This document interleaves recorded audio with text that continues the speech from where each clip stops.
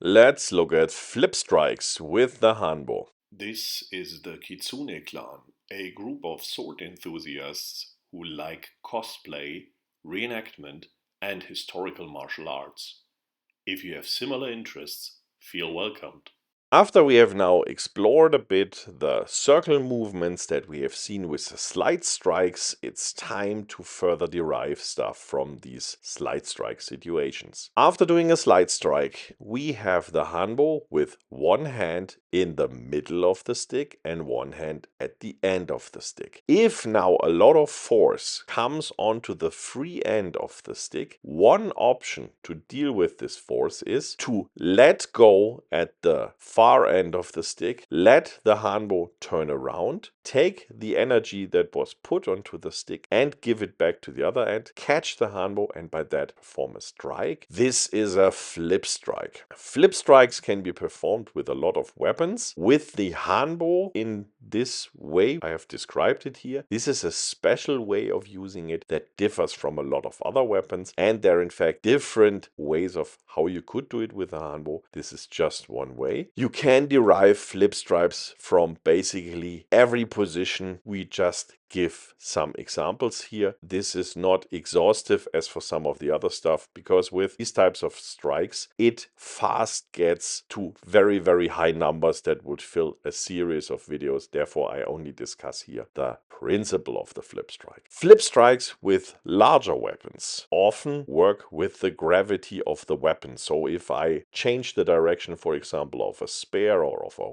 san-shaku-bo, so the longbow with 1.80 m or even longer, the weight of the weapon alone can be enough for a strike. This is not the case with the Hanbo. With the Hanbo, the flipping motion is very important to generate the force. That demands for a specific positioning in space, otherwise we will hit ourselves with the stick. Interestingly, we have already looked at the principal mechanic of a flip strike, which basically means you hit one end of the stick and you use the other end of the stick to attack. This is in fact the principle behind Irish stick fighting, or let's say one of the principles of Irish stick fighting. And we have a dedicated video about that. I'll link it in the description box. The specific difference for the Hanbo is now that you catch the stick again with the free hand. To be honest, and you can see that in the videos, at least I hope you can see it, you don't always manage to catch it. And you know what? It doesn't matter, because Irish stick fighting basically demonstrates it's not necessary to catch it to transmit the force. After you hit the object, the stick will move slower and then you can grab it. So for a fight situation, that really doesn't matter. What we do here is, of course, exercise situation where we have the sticks as a target instead of hitting our opponent or better our training partner with full force. We instead use the stick. We have discussed that already a bit, and I have discussed it in some of the recent videos about Hanbo-JiTsu. The situations have to be distinguished between training situations or exercise situations, also demonstration situations, and later application. And that's again one of the problems here. I know people that always argue for pressure testing don't like the argument, it's too dangerous to be pressure tested. But for the Hanbo, the point is it's not necessarily too dangerous. It's not fun to be pressure tested because it's really, really painful. It's a stick, 1 meter length, long lever. If I twirl that around in a free flow situation, it's very likely that I hurt my opponent. We can of course use full protection, then we can do that. Then on the other hand, we don't see the same effect. If you want to pressure test Hanbo-JiTsu, give it a try. I've done it over the years. It's not my type of fun. I stick here to explain the basic principles with these demonstrations. If that is not enough for you, go ahead and add the pieces that I cannot provide or that I don't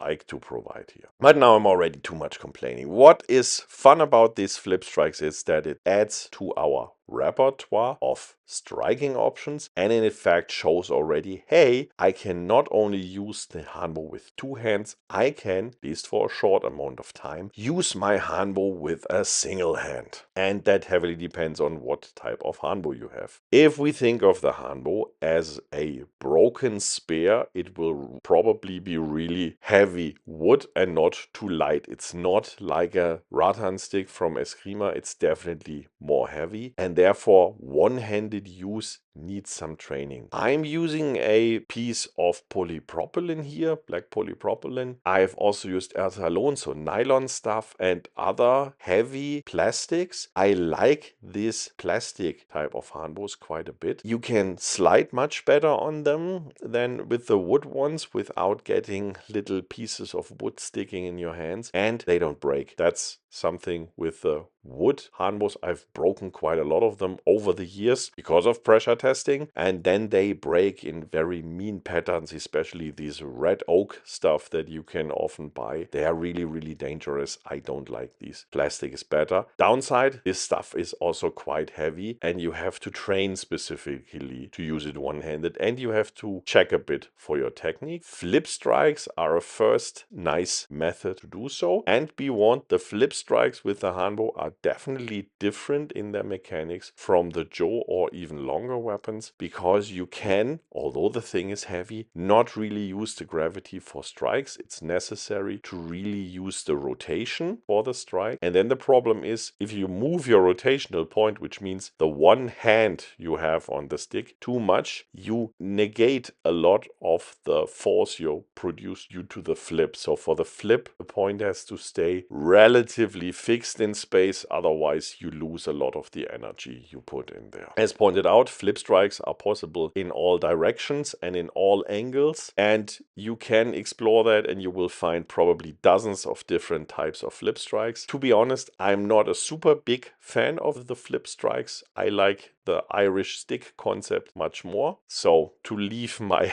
left hand off the stick, but that might be due to the fact that I'm biased here from my Filipino martial arts side, and if I would have paid more attention to the Japanese traditional weapon fighting, that I would prefer then to have the second hand again on the Hanbo. Both are possibilities, and you can explore both these aspects for your own and tell me what you think of it. Do you like to apply the flip strikes in a way that you catch the stick? I always have the impression that if we do that for exercise, I basically hit into my own hand, and if I want to harvest all the energy to strike into the target, I'm not so sure whether I'm not taking out a lot of energy if I catch the stick, basically stopping it. Maybe you have some different experience here and can tell me that I'm totally wrong or that I don't get the right idea of it. I think flip strikes are an interesting way of using the Hanbo, but I think that I'm happier off with the Irish idea here. So rotating the Hanbo in the middle, but not necessarily trying to catch the stick. I usually then grab again the stick, but I will be already in the grappling distance then, and I really like stick grappling and stick wrestling. And of course, we will come to that after we have explored more of the basic movements. We are in a good way. We already had the first few arm locks, so we will come to more grappling soon with the Hanbo. For the moment, I hope we could inspire you, and we hope to see you around next time.